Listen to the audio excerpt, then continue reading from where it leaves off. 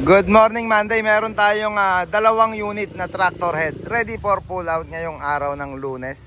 Side grill, backstage, ladder at yung lagayan na reserva. Naging project dito sa unang hobo natin.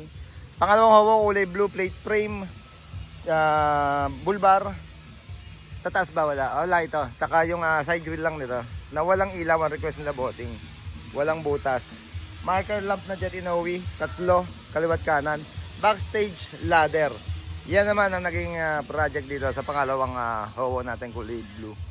Kulay puti. Meron din tong ladder. Binabapping pa siguro kaya hindi lang nakikakabit pa. Sa taas ba nito? Ayan, bull bar din pala to at plate frame. Revolving or blinker. Rotating light. Pagka meron din kayong Hobo Max mga kabisyon ng tractor head.